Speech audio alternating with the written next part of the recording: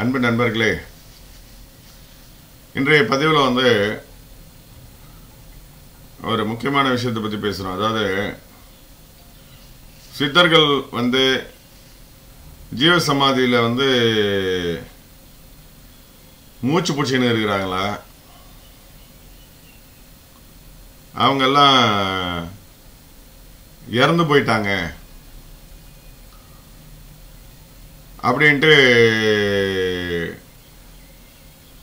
ஒருத்தர் கேட்டார்.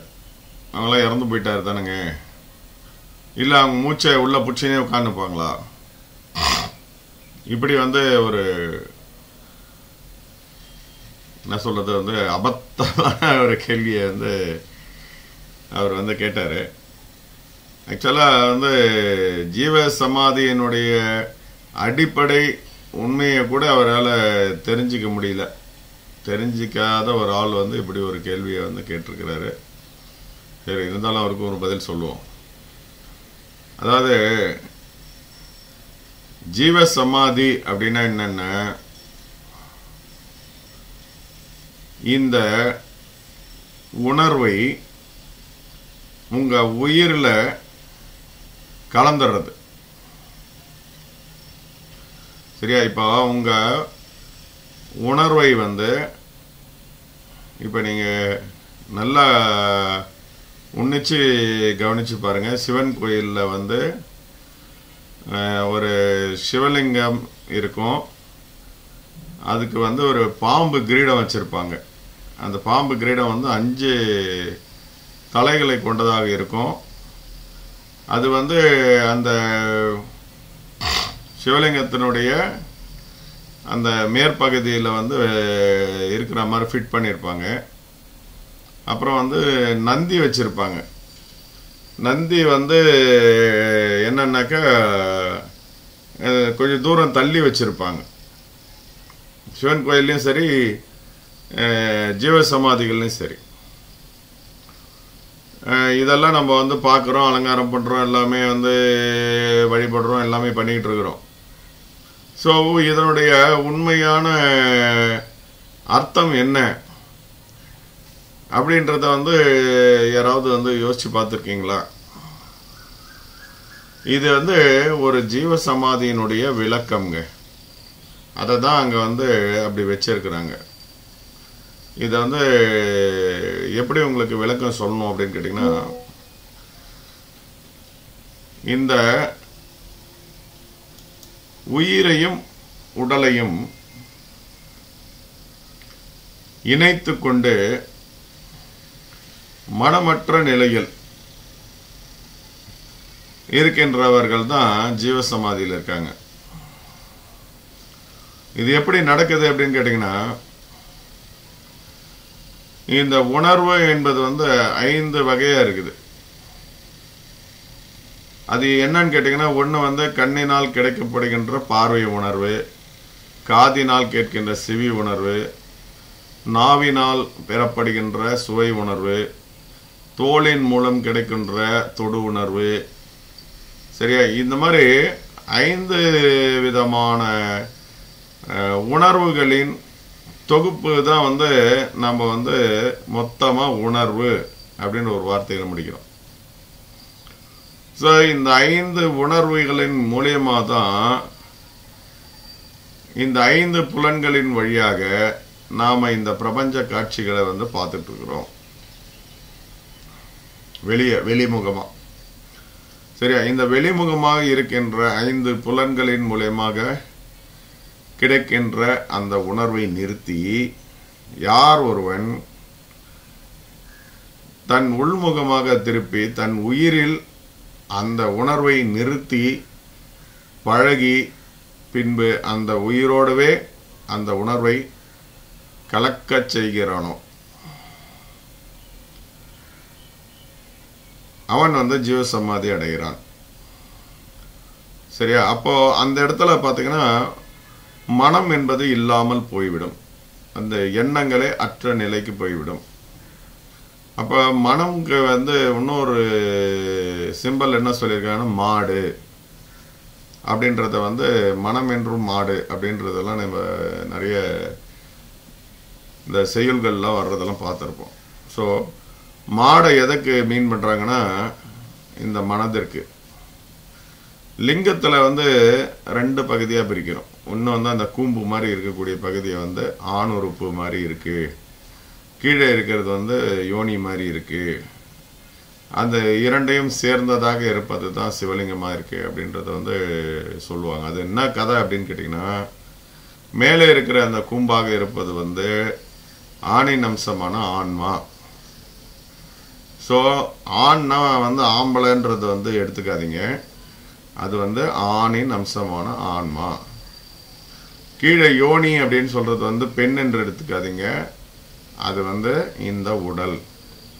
ஸோ இந்த ஆன்மாவும் இந்த உடலும் சேர்ந்திருக்கின்ற அந்த ஒரு காட்சி தான் சிவலிங்க காட்சியாகும். அந்த சிவலிங்க காட்சியில் தலையில் வந்து அந்த ஏன் வந்து பாம்பு வச்சிருக்கிறாங்க, 5 தலை பாம்புன்னா அதுதான் உணர்வு ஆகும்.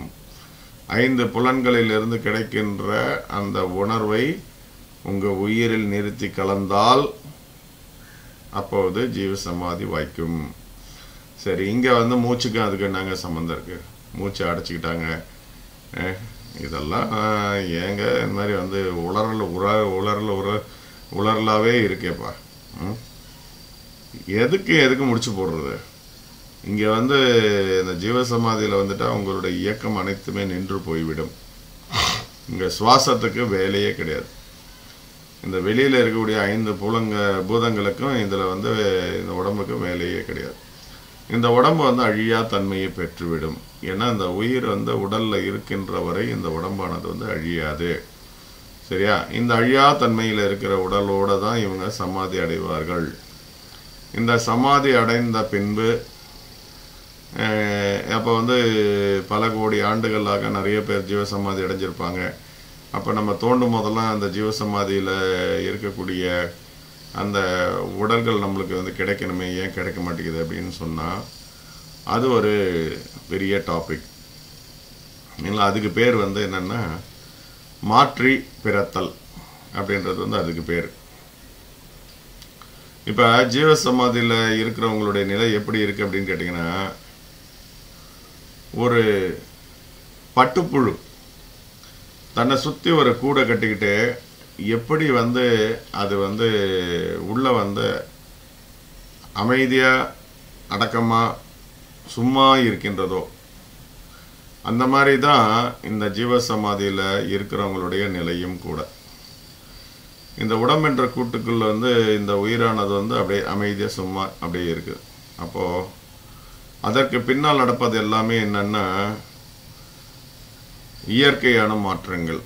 அந்த இயற்கையான மாற்றம்ன்றது வந்து என்ன அப்படின்னு கேட்டிங்கன்னா மெட்டமார்ஃபோசிஸ்ன்னு சொல்கிற மாதிரி இந்த புழுவானது வந்து ஒரு பட்டுப்பூச்சியாக மாறி அது வந்து சிறகடித்து பறக்கிறது போல, அதாவது ஊர்வன இனமான புழு பரப்பன இனமாக மாறுவது தான் மாற்றி பிறத்தல். அந்த மாதிரி மாற்றி பிறக்கிறது வந்து என்ன ஆகும்னா, இந்த மனித உடலாக இருந்தவர்கள் வந்து என்ன ஆகிடுவாங்கன்னா, இந்த உடம்பு எல்லாம் ஒன்றா சேர்ந்து ஒளி தேகமாக மாறிவிடும், ஒளி உடம்பாக மாறிவிடும். சரிங்களா? இந்த ஒளி உடம்பாக மாறினவங்க தான் வந்து சூட்சமத்தில் இருக்கின்ற சித்தர்கள். ஸோ இங்கே வந்து அவங்க எப்பயோ அந்த மூச்சு காற்றை வந்து விட்டுட்டாங்க. மூச்சு காற்றுக்கும் இங்கே வந்து எந்த சம்பந்தமும் இல்லை அப்படின்றது வந்து உங்களுக்கு புரிஞ்சு போச்சு. இங்கே சுவாசமும் நடைபெறல, இருதய ஓட்டம் நடைபெறல, உணர்வு இல்லை, எதுவுமே இல்லை, எல்லாம் உள்ளே ஒடுங்கி போச்சு. ஸோ இந்த சூட்சமத்தில் இருக்கின்றவர்கள் எல்லாமே வந்து அந்த ஒளி தேகத்தை பெற்று அவங்க வந்து இருப்பாங்க. அந்த மாதிரி ஒளி தேகத்தை பெற்றவங்க எல்லாம் வந்து மரணமில்லா பெருவாழ்வை பெற்றவர்கள். அவங்களுக்கெல்லாம் மரணமே கிடையாது. அப்படி இருக்கும் பொழுது இந்த தம்பிக்கு எங்கேருந்து தான் அந்த ஞான உதயம் வந்ததுன்னு தெரியல, சித்தர்கள்லாம் செத்து போயிடுவாங்க அப்படின்ற ஒரு பதிவு வேறு போட்டு வச்சுக்குது. சித்தர்கள்லாம் செத்துட்டாங்க, அவங்களுக்கெல்லாம் மரணம் இல்லா பெருவாழ்வுனா என்னன்னு தெரியாது. இது வாசியோகம் வந்து அதுக்கு ஒரு வகையே கிடையாது. நீ மரணமில்லா பெருவாழை பெறணும்னா கருணையும் அன்பும் தயவும் அது என்ன ஜீவகாரணியம் இதெல்லாம் இருந்தால் மட்டும்தான் அது கிடைக்கும் அப்படின்றத அவனுக்கு தெரிஞ்ச படிப்பறிவை கொண்டு அவன் வந்து பேசிக்கிட்டு இருக்கான் முட்டாள்தனமாக. ஆனால் உண்மையிலே இந்த வாசியுகம் என்பது வந்து ஒரு உயர்ந்த யோக முறை. அந்த யோக முறையில் வந்து சித்தர்களால் வந்து ஃபாலோ பண்ணப்பட்டிருக்குது. சித்தர்கள்லாம் கடினமானவர்கள், அவங்களுக்கு வந்து பாசமே கிடையாது, அவங்க எப்பயுமே தனித்து இருப்பாங்க, அவங்க கடின நெஞ்சுக்காரர்கள் அப்படின்லாம் வந்து இவங்க சொல்லுவாங்க. ஆக்சுவலாக அது உண்மையை உணர்ந்துட்டாங்க, உண்மை என்னன்னு தெரிஞ்சு போச்சு. அதனால் அவங்க வந்து அந்த மௌனத்திலையும் அவங்க வந்து இன்னொருத்தர் இருக்கிறாங்கன்ற எந்த ஒரு நினைப்பும் இல்லாமல் அவங்க வந்து சுற்றிக்கிட்டு இருக்காங்க அப்படின்றது தான் உண்மை. பித்தர்கள் மாதிரி இருப்பாங்க, யாருமே வந்து தெளிவாக இல்லை. அது காரணம் என்னன்னு கேட்டிங்கன்னா அவங்கக்கிட்ட இருக்கிற மனமானது வந்து இயங்கவில்லை. சரிங்களா? அப்போ இதெல்லாம் நம்ம வந்து புரிஞ்சிக்காமல் இந்த மாதிரி வந்து ஒரு சமூக தளத்தில் வந்து தவறான கருத்துக்களை பதிவிடுறதுன்றது வந்து ரொம்ப ரொம்ப தப்பான விஷயங்க. சரிங்களா? ஸோ சித்தர்கள் என்பவர்கள் வந்து இந்த நிலையை அடைந்தவர்கள் என்பதை நம்ம புரிஞ்சுக்கணும். அவங்கக்கிட்ட மனம் இல்லை. மனம் என்பது இல்லாமல் போய்விட்டால் என்ன ஆகும் அப்படின்னு கேட்டிங்கன்னா தன்னுடைய உடம்பையே தன்னுடைய இருப்பையே அவங்களால வந்து தெரிஞ்சுக்க முடியாத நிலையில் இருப்பாங்க. அப்படி இருக்கும் பொழுது அவங்களால வந்து எந்த ஒரு எதிரில் இருக்கிற பொருளையும் பார்க்கக்கூடிய தன்மையும் அதனுடைய இது வந்து அது எந்த நிலைமையில் இருக்குன்னு கூட அவங்களால உணர முடியாத தன்மையில் தான் இருப்பாங்க. சரிங்களா? இப்போ இருக்கிற இந்த லகலகா ஸ்ரீ அப்படி இப்படின்னு வந்து பேரெல்லாம் பட்ட பேரெல்லாம் போட்டிருக்கிறவங்க எல்லாம் வந்து உண்மையான சித்தர்கள் இல்லைங்க. அதெல்லாம் பார்த்துட்டு இந்த தம்பி வளருது பழகுது. ஸோ சித்தர் மார்க்கம்னா என்ன அப்படின்னு தெரியாமல் அப்படின்னு வந்து சொல்லிக்கிட்டு இருக்காங்க. இப்போ வள்ளல் பெருமான் என்பவர் வந்து அந்த ஒளி தேகத்தை அடைந்தவர். இதில் வந்து 2 மார்க்கம் இருக்குங்க. ஒன்று வந்து மண்ணுக்குள்ளே உட்காந்துக்கிட்டு அந்த ஒளி தேகத்தை அடையிறது, அதாவது ஜீவ சமாதிக்கு போய் அதுக்கப்புறமேட்டா ஒளி தேகத்தை அடையிறது ஒன்று. இன்னொன்று வந்து வெளியில் இருந்துக்கிட்டே அந்த ஜீவ சமாதியில் இருந்துக்கிட்டே அதை வந்து ஒளி தேகத்தை அடையிறது, அதாவது மண்ணுக்குள்ளே போகாமே ஒளி தேகத்தை அடைய முடியும். இது ரெண்டுமே ஒரே வகையை சேர்ந்தது தான். அதில் வந்து வள்ளல் பெருமான் வந்து 2வது வகையை அவர் வந்து பண்ணியிருக்கிறாரு. அப்போ வள்ளலார் மட்டும்தான் இந்த வேலையை பண்ணியிருக்காரா அப்படின்னு கேட்டிங்கன்னா இல்லைங்க. வள்ளலாருக்கு முன்னாடி நிறைய பேர் பண்ணியிருக்காங்க, இன்னும் வந்து பண்ணிக்கிட்டு இருக்காங்க. நிறைய பேர் வந்து வெளியவே தெரியாமல் அந்த வேலைகள் வந்து பண்ணிக்கிட்டு இருக்கிறாங்கன்றத நீங்கள் புரிஞ்சுக்கணும். இப்போ சிதம்பரம் சுவாமிகள் போரூர், நம்மளுடைய திருப்போரூர் ஊரில் வந்து முருகப்பெருமானுடைய கோயிலை வந்து அவர் தான் வந்து கட்டினவர். அவருடைய காலங்களில் எப்படி ஆயிருக்கு அப்படின்னு கேட்டிங்கன்னா அவர் வந்து அவர் மறைந்த இடத்த வந்து திருப்போரூரில் வந்து இப்போ பாதுகாப்பாக வச்சுருக்குறாங்க. நீங்கள் அதை அங்கே போனாக்கா வந்து விசேஷ நாட்களில் காட்டுவாங்க. அந்த இடத்துல அவர் மறைஞ்சிருக்கிறாரு. சரிங்களா? வள்ளலார் முன்னாடி ஒரு 180-200 ஆண்டுகளுக்கு முன்னாடியே மறைந்தவர் அவர். வள்ளல் பெருமானுக்கு முன்னாடியே மறைந்தவர் அவர். வள்ளல் பெருமான் வந்து அவருடைய ஒரு புத்தகம் ஒழியில் ஒடுக்கம் அப்படின்ற ஒரு புத்தகத்தை வந்து சிம்பிளிஃபை பண்ணியிருக்கிறார். அவருடைய இது இருக்குது, அது ரொம்ப கடினமாக இருக்கும். அந்த புக்கு நீங்கள் பார்த்துருந்தா தெரியும். அது வந்து சிதம்பரம் சுவாமிகள் எழுதிய அந்த ஒழியில் ஒடுக்கம்ன்றது வந்து ரொம்ப ரொம்ப டஃப்பாக இருக்கும். அதை வந்து வள்ளல் பெருமான் அவர்கள் வந்து சிம்பிளிஃபை பண்ணியும் கொடுத்துருக்கிறாரு. அது ஒரு வகையான புக்கையும் அவர் வந்து சிம்பிளிஃபை பண்ணி கொடுத்துருக்காரு, திருவருப்பா இல்லாமல். அதே மாதிரி திருவருப்பால் அவர் வந்து வள்ளல் பெருமான் கொடுத்துருக்கிற நிறைய அற்புதமான விஷயங்கள்லாம் வெளியே பேசவே மாட்டேங்கிறாங்க. அது எனக்கு ரொம்ப ரொம்ப வருத்தமாக இருக்கின்றது. ஏன் அப்படின்னு கேட்டிங்கன்னா இந்த பேசுகிறவர்கள் எல்லாமே எப்படி வந்து எடுத்துக்கிறாங்க அப்படின்னா தன்னால் எது முடியுமோ. இப்போ ஒருத்தருக்கு வந்து நம்ம அன்னதானம் போடுறது வந்து எல்லா சக மனிதர்களாலையும் முடியும்.